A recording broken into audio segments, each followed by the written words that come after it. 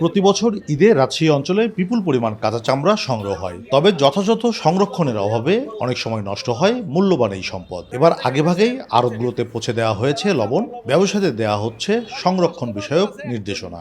আমরা মোটামুটি চামড়া কেনার জন্য প্রস্তুত আছি এবং সব দিক দিয়ে মোটামুটি লবণ টবণ আমরা কিনছি। সামনে আলাদা দিন এবারে ভালো মানের চামড়াটা আমরা কিনবো। টাকা পয়সা সেরকম নাই, আমরা এখন টুকটাক ব্যবসা আস্তে আস্তে খাড়া করার চেষ্টা করছি, যান বাসে। তারপর যে গরম পড়ছে এবার চামড়ার ব্যবসা সেরকম হবে না, চামড়া পচে যাবে। ইনশাল্লাহ প্রস্তুতি এবার খুব ভালো আছে।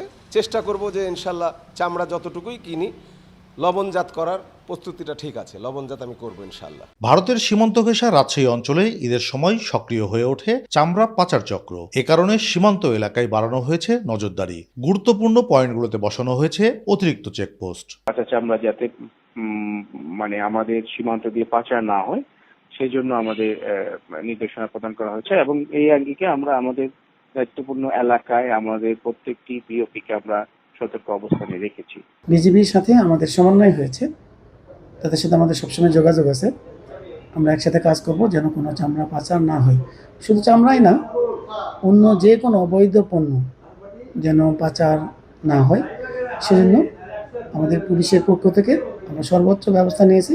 জেলা প্রশাসন বলছে, সিন্ডিকেট ও অব্যবস্থাপনার সুযোগ যাতে কেউ নিতে না পারে সেদিকেও রাখা হচ্ছে নজর। ন্যায্য মূল্য নিশ্চিতের পাশাপাশি সংরক্ষণ ব্যবস্থাও পর্যবেক্ষণ করা হবে নিয়মিত। এবং চামড়া সংরক্ষণের জন্য আপনার লবণ বিনামূল্যে আমরা বিতরণ করেছি।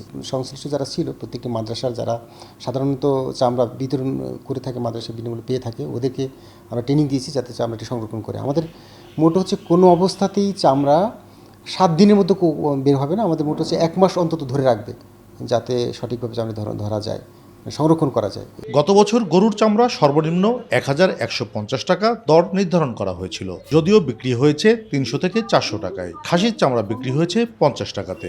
রাজশাহী বিভাগের 8 জেলায় প্রতি মৌসুমে 400 থেকে 500 কোটি টাকার কাঁচা চামড়ার ব্যবসা হয়। কাজী শাহেদ, দেশ টিভি, রাজশাহী।